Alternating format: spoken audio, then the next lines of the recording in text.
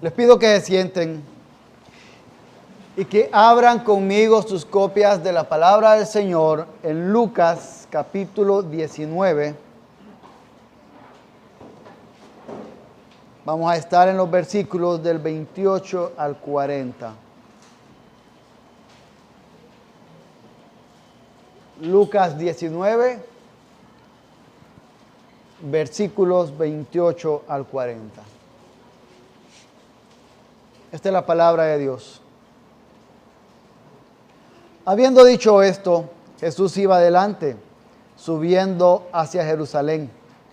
Cuando se acercó a Betfagé y a Betania, cerca del monte que se llama de los Olivos, envió a 2 de los discípulos diciéndoles: vayan a la aldea que está enfrente, en la cual al entrar encontrarán un pollino atado sobre el cual nunca se ha montado nadie. Desátenlo y tráiganlo. Y si alguien les pregunta por qué lo desatan, de esta manera hablarán: porque el Señor lo necesita. Entonces los enviados fueron y lo encontraron como Él les había dicho. Mientras desataban el pollino, sus dueños le dijeron: ¿por qué desatan el pollino? Les respondieron: porque el Señor lo necesita. Lo trajeron a Jesús y echando sus mantos sobre el pollino, pusieron a Jesús sobre él. Y mientras él iba avanzando, tendían sus mantos por el camino. Cuando ya se acercaba junto a la bajada del monte de los Olivos, toda la multitud de los discípulos, regocijándose, comenzó a alabar a Dios a gran voz por todas las maravillas que habían visto, diciendo: bendito el Rey que viene en el nombre del Señor, paz en el cielo y gloria en las alturas. Entonces algunos de los fariseos de entre la multitud le dijeron: Maestro, reprende a tus discípulos. Pero él respondió, les digo que si estos se callan, las piedras clamarán. Señor Dios, llegamos terminando este día de reposo para aprender acerca de ti. Permite que todos podamos ponernos bajo la autoridad de tu palabra. Permite que tu Espíritu Santo pueda guiar lo que yo hable y que mis hermanos puedan ser buenos bereanos, confirmando con tu Escritura lo que diga. En el nombre de Jesús. Amén. Creo que muchos de ustedes han escuchado mencionar a Julio César, el gran general romano. Este hombre que había conquistado las Galias, lo que hoy es el centro de Europa, Francia. Y en esa conquista había crecido tanto en su fama, en su poder, sus ejércitos y en muchas cosas. Al punto que para la república, porque aún no era imperio en ese momento, para la república gobernado por senadores, que es como un congreso nacional, eso era una amenaza. Y lo llaman y le dicen: Julio César regresa a Roma. Pero había una ley que cuando cualquier general regresaba a Roma, arriba de Italia, al norte de Italia, hay un río que se llama el Rubicón. Todo general debía dejar a sus tropas al otro lado de ese río. Si un general pasaba con sus tropas, era señal de que iba a haber guerra civil. Pues llega en el año 49 a.C., llega Julio César, lo llaman y él va. Y sabiendo que era una trampa para matarlo porque era una amenaza, cruza con sus tropas. Y cuando cruzó, se dice que él dijo: alea jacta es, la suerte está echada. Y comenzó una guerra civil en Roma. Lo que encontramos es a Jesús llegando a ese punto, digamos que algo así como que a su Rubicón, en donde no hay marcha atrás. Recordemos que en Lucas 9:51 dice que Jesús enfiló su rostro a Jerusalén. Ahí inició su viaje y está llegando. Y está aquí en este punto donde no hay marcha atrás, donde se aprieta el botón y todo estalla. Esto es lo que vamos a estar viendo en este texto. Lo vamos a ir viendo a medida que avancemos en los versículos. Para los que anotan, voy a ir indicando en dónde estamos para que puedan seguirnos. El versículo 28 nos da un poco de contexto en dónde estamos. Dice que Jesús, habiendo dicho esto, ¿qué? La parábola de las minas. Cuando él habló en esta parábola acerca de él siendo representado en este rey que va a establecer su reino. Habiendo dicho esto, habiendo hablado de que él establecerá su reino, iba adelante, iba avanzando hacia Jerusalén. De este modo, en el versículo de los versículos 29 al 31, se da esta orden, esta instrucción entre Jesús y dos de sus discípulos. Y les dice que vayan a un lugar, que habrá un pollino es un asno, es un burro, que estará por ahí atado, que nadie ha subido en él y que lo desaten. Si les preguntan, hey, ¿por qué se lo llevan? El Señor lo ha dicho. ¿Cómo sabía Jesús que podrían aparecer estas personas diciendo, ¿y por qué se lo llevan? Y que con solo decirles, el Señor lo ha dicho, y van a estar tranquilos. Jesús es Dios. Ya hemos visto muchas veces atrás, cuando se habla, que Jesús conocía los corazones, las intenciones de las personas. ¿Cuántas trampas no le pusieron? ¿Cuántas amenazas no pusieron sobre él? Y él conocía la intención. Él sabía lo que estaba sucediendo. De modo que él sabía lo que iba a suceder porque Jesús es Dios. Esto es como estas películas de Volver al Futuro. Para los que no la conocen en español, es Back to the Future. Estas son una de mis películas favoritas y siempre es chistoso ver cómo en algunas escenas dicen, va a suceder esto, cuando aquel venga allá, cuando el otro diga esto, cuando el otro haga aquello, haz esto. Porque ya conocen, ya han estado ahí antes, ya han viajado en el tiempo, ya conocen lo que va a suceder. Pues Jesús conocía.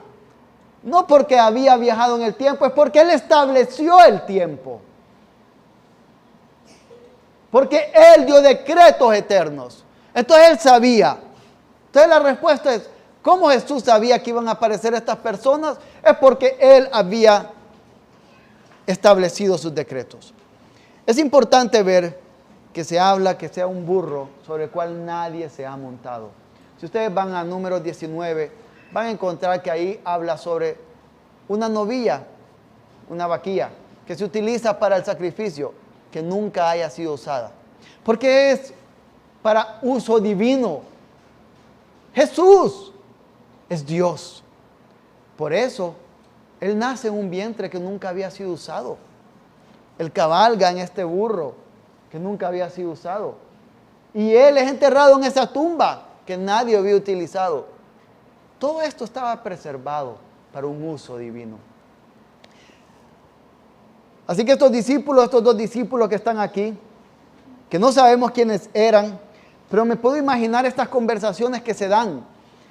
Es llegar allá y que alguien me diga esto, ¿cómo le respondo?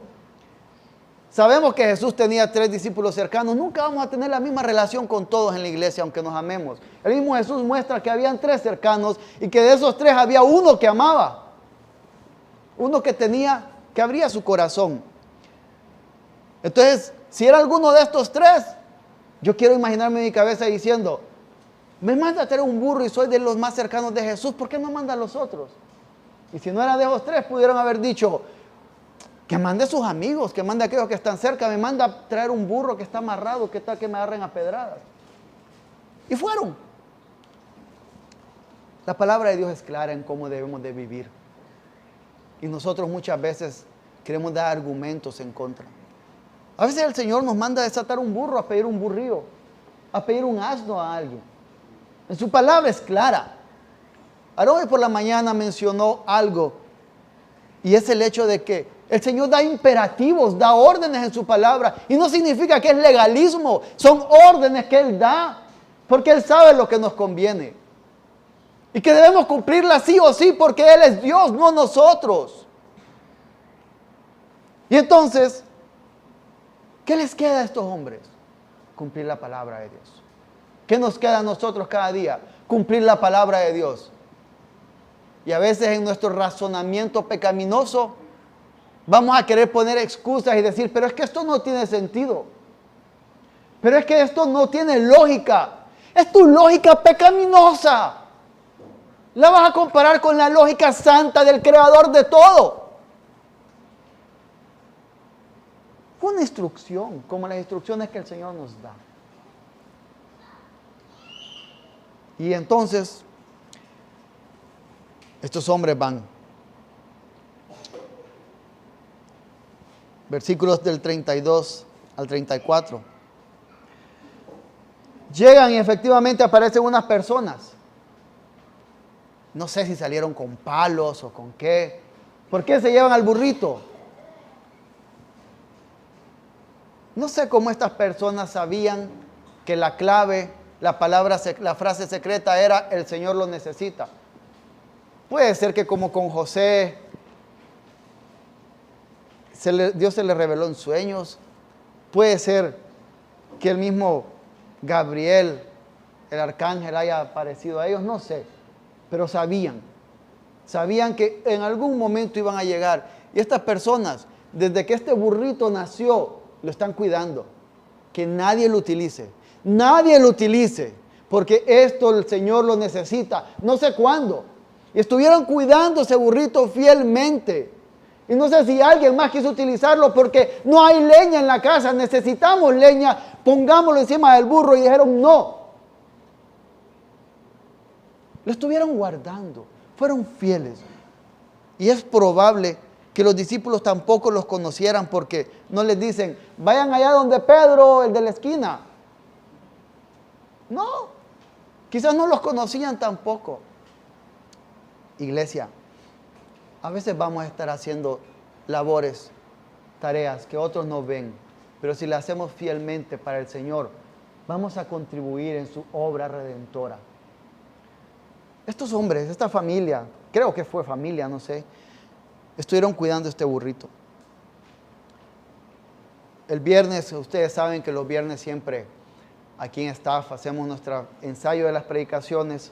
Y cuando estábamos hablando de este punto, Aarón mencionó que él ha llegado muchas veces a Estados Unidos y encuentra una iglesia en medio de la nada y que de pronto esa iglesia que está visitando en medio de la nada le dice, hemos estado orando por ustedes allá en Honduras. Y así hay muchos otros. El ministerio de muchos hombres predicando la palabra se sostiene por oraciones fieles de personas que nunca vamos a saber que están orando. Cuando usted está acá organizando las sillas porque vamos a comer, porque cuando está en esa logística loca, que gracias a Dios ya no estoy en esa logística loca de preparar las cenas cuando hay jóvenes, o cuando está en otras cosas, esa fidelidad al Señor es algo que el Señor mismo utiliza cuando estamos instruyendo a nuestros hijos. Nadie nos ve cuando estamos en nuestro culto familiar. Nadie nos ve cuando estamos disciplinando en amor a nuestros hijos para la gloria de Dios. Nadie nos ve cuando estamos de rodillas. Nadie nos ve cuando encontramos a alguien o alguien se nos acerca y damos el evangelio y tantas cosas más. Pero estamos siendo fieles. Y pueden ser cositas pequeñas, como estar cuidando ese burrito desde que nació, que el Señor utiliza para su obra de redención. Niños, ustedes son parte de la familia de Dios. No son parte solo de esta iglesia local. Ustedes son parte de la familia de Dios, en donde esas cosas pequeñas que ustedes hacen en fidelidad, en respetar a sus padres, en obedecer a sus padres, en amar a sus hermanos, con dolor muchas veces, es algo que el Señor está viendo. Es algo que el Señor ha ordenado. Y es algo que el Señor sin duda utiliza para su gloria. Seamos fieles en eso. Veamos algo de los versículos 35 al 36. Dice que entonces, cuando dan la clave secreta y les dicen, se pueden llevar el burrito, lo llevan. Y cuando llevan este burrito, este asno, llevan a Jesús, lo colocan en él y comienza a andar y la gente tiraba mantos. A mí me gusta el fútbol americano y una posición cruel es la del pateador. Para los que no entienden, a veces el pateador no hace nada en todo el partido y tiene que decidir si el equipo gana o pierde con una patada final. Y si gana, yo he visto a muchos que los levantan en hombros, celebrando. ¡Qué bien! Algo así, me imagino esta escena, todos elevan a Jesús y lo colocan ahí. Y como si fuera estas alfombras rojas de Hollywood, Empiezan a colocarles alfombras, los mantos para que pasen. Y en medio de esta escena, muchos titulan en las Biblias la entrada triunfal. Mi Biblia dice la entrada triunfal. Y aunque todo el escenario, todo el contexto parece que es una entrada triunfal, para mí es más como una marcha hacia el patíbulo, una marcha hacia la horca, una marcha hacia la silla eléctrica, un caminar hacia el verdugo. Lo que está sucediendo aquí es Jesús cruzando el Rubicón y diciendo, estos no saben lo que viene, pero voy para allá. Quiero que vayan conmigo a Romanos 5.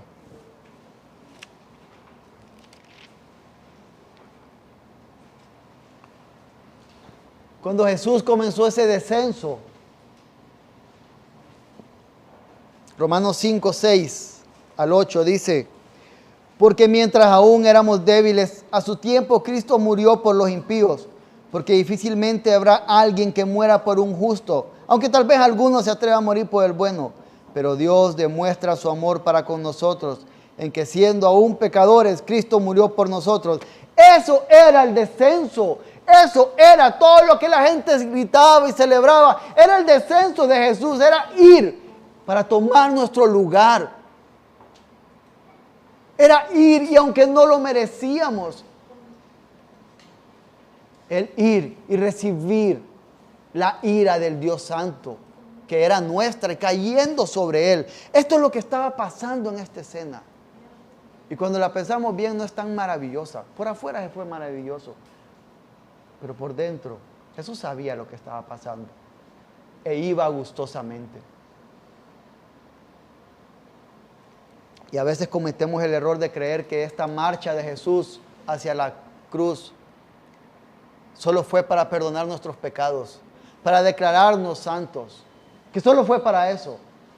No, también fue para santificarnos cada día. También fue para recordarnos cada día cuando luchamos contra nuestro pecado y caemos ante nuestro pecado, que Él intercede por nosotros.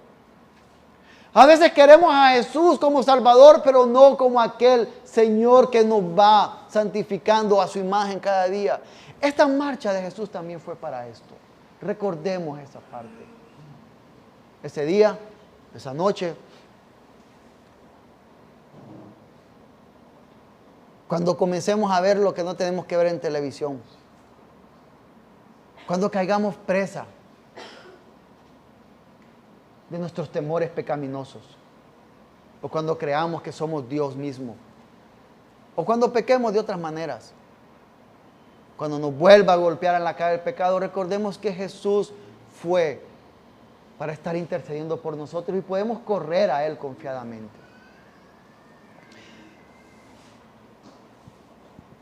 Y así entonces llegamos a los versículos 37 al 38.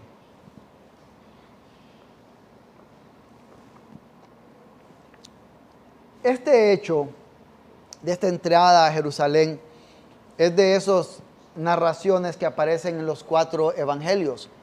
No solo en los sinópticos, Mateo, Marcos, Lucas, sino que incluso en Juan. Y como Lucas, está escribiéndole a gentiles, no registra Hosana. Pero en otros evangelios van a encontrar Hosana, Hosana, el que viene en el nombre del Señor, Hosana. Hosana era algo que iban a entender los judíos. Y significaba sálvanos, sálvanos, sálvanos. Aquí quizás hay alguien que está luchando y es presa, esclavo del pecado. Puede gritar, Hosana, sálvame Señor, sálvame, sálvame. Puede gritarlo. Así comienza Jesús a andar. Y les pido que vayan a Zacarías 9:9. Créanme, está en la Biblia. Esos son de los libros que no solemos ir, así que nos cuesta encontrarlos. Zacarías 9:9.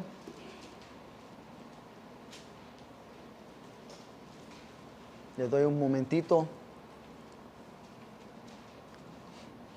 Zacarías 9:9 nos dice: regocíjate sobremanera, hija de Sión, da voces de júbilo, hija de Jerusalén.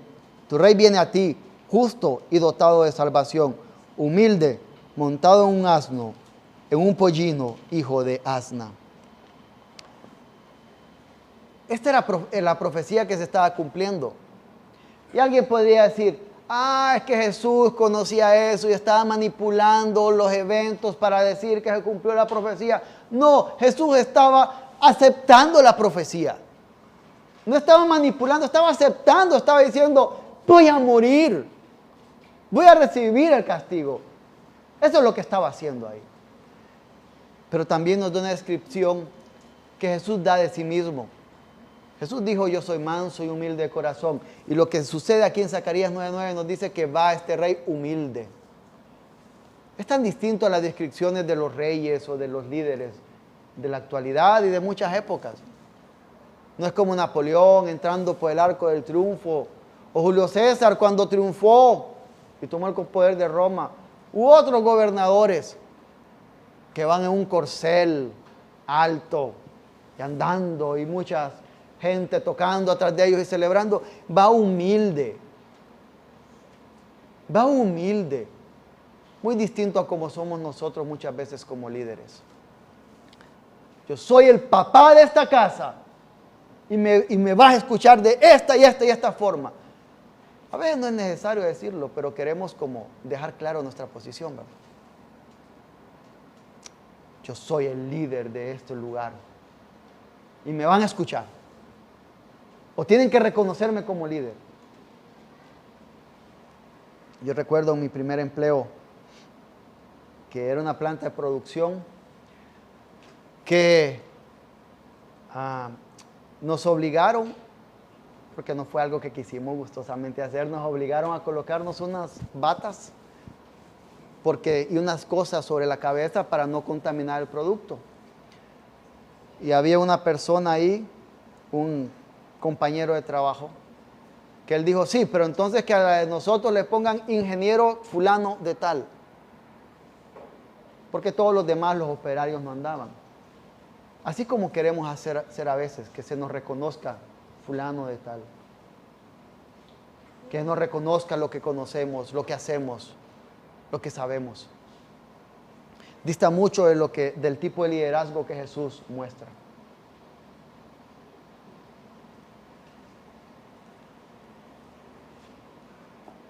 Muchas veces queremos ser como el burro de Shrek, cuando se convierte en un caballote y anda así, vuelve a ser burrito y ya no se siente cómodo. Queremos ser un corcel, un potro que corre las praderas y todo lo ven, en lugar de ser humilde. Y esto es lo que nos muestra aquí Jesús. Pero también vemos algo. Cuando dicen bendito el rey que viene en el nombre del Señor, les pido que vayan al Salmo 118. Salmo 118.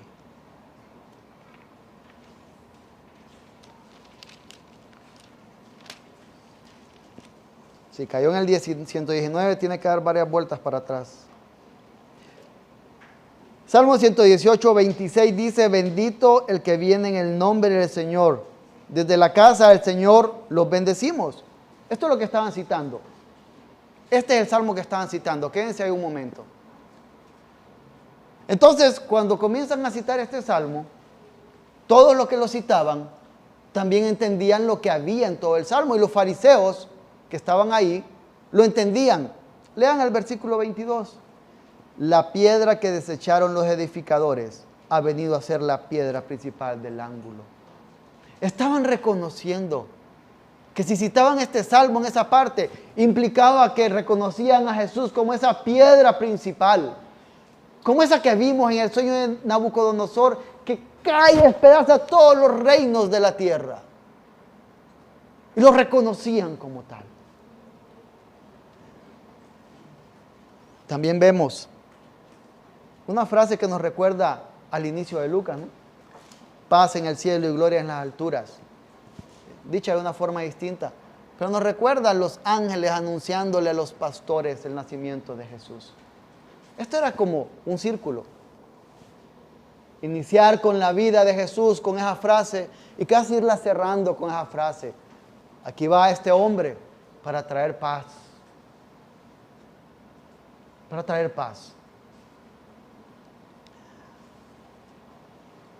Y esto entonces enfurece a los fariseos. Versículos 39 al 40. Ustedes se han fijado cómo en toda multitud, en todo lugar que va Jesús, hay fariseos y escribas.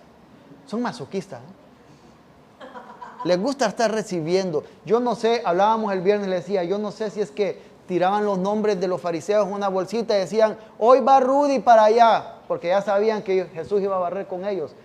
Pero andaban ahí buscando una forma de cómo atrapar a Jesús. Y están ahí. Y entonces llegan y le dan una orden a Jesús. Es una orden. Le dicen, maestro, reprende a tus discípulos. Qué tonto es el ser humano cuando quiere dar órdenes al Dios creador del universo. Qué tontos somos nosotros cuando queremos decirle a Dios que se equivocó con nuestra vida, que se equivocó con nuestras providencias, que no sabe bien lo que nos conviene, que nos dé el control de nuestra vida a nosotros. Qué tontos somos. En lugar de llegar y decir, Señor, no comprendo esto, pero tú eres bueno y me sujeto a ti, hazme ver a Cristo por el poder del Espíritu Santo en este dolor que estoy pasando. Pero no llegan. Ey, que se callen. Que se callen.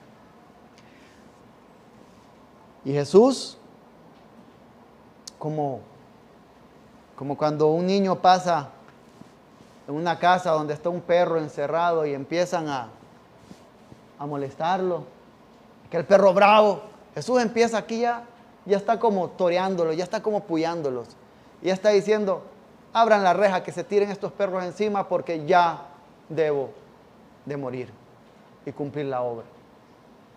Está provocándolos. Y les dice, les digo que si estos callan, las piedras clamarán. Quiero que vayan a Habacuc 2:11. Esto me lo hacían ver cuando estábamos en el ensayo de la predicación. Habacuc 2:11 dice, ciertamente la piedra clamará desde el muro y la viga le contestará desde el armazón. Jesús está citando estas palabras. Y en sus casas pueden leer antes. Antes es un reclamo a los malos líderes del pueblo.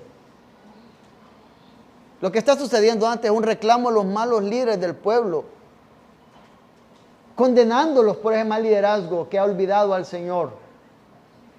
Y Jesús, sabiendo que estos hombres conocían la Escritura, les está diciendo esto. Era como enfurecerlos todavía más.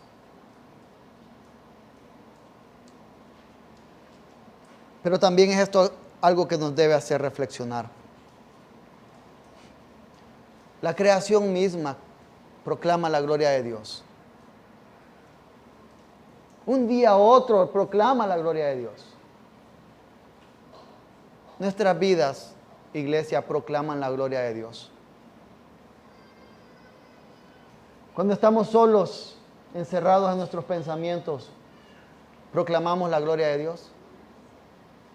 Yo sé que no, porque muchas veces mis pensamientos no me llevan a proclamar la gloria de Dios. Y si ustedes son un poquito de pecadores como soy yo, quizás entienden eso. Nuestras relaciones con otros proclaman la gloria de Dios.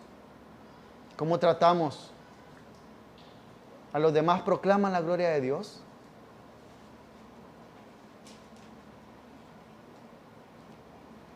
Somos hechos para glorificar. Somos hechos para anunciar al pecado o al Dios que vence el pecado. Cuando pensamos en Jesús yendo hacia allá, dispuesto a morir, debemos de pensar en algo más. Y ya lo mencioné anteriormente. Jesús es fiel a su palabra. Si Él marchó sabiendo lo que era ir a recibir la ira del Dios Santo, podemos confiar que Él cada día nos está sosteniendo. Allí cuando lucha con su cuerpo, por el dolor de su cuerpo. Ahí cuando no encuentra una salida para pagar esa deuda. Ahí cuando su hijo, su papá, su hermano le grita que le odia, que no le ama. Ahí cuando su esposo o su esposa le dice que encuentra más atractivo a otra persona. Ahí en esos momentos tiene que recordar que Cristo fue fiel. Cuando Él se subió a ese burrito, Él estaba haciendo una promesa no solo de redimirlo, sino de estar con nosotros todos los días hasta el fin.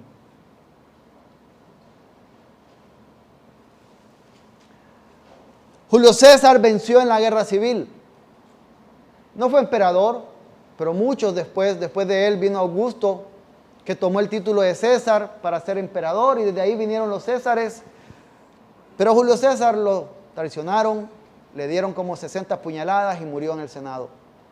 Y el imperio romano que él ayudó a construir se acabó.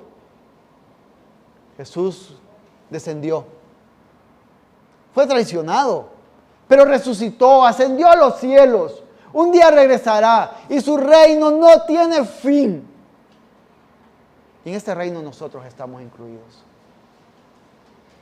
Recordemos eso cuando nuestro país va loco, cuando nuestra familia va loca. Estamos en un reino que cuando leemos aquí sabemos que ya ganó, que ya triunfó. Pero si alguno de ustedes no ha creído en Jesús, no está en ese reino aún. Está en el lado perdedor, que recibe el castigo eterno. Hoy es día de salvación. Si alguno de ustedes aún no conoce a Jesús, confíe en que para usted también aplique esa obra de redención que Jesús inició desde que nació y confirmó aquí bajando en ese burrito. Y corra a Jesús por perdón. Oremos. Señor Dios,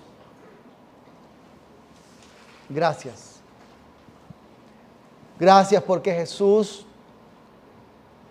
decidió marchar, cumplir ese pacto de redención eterno.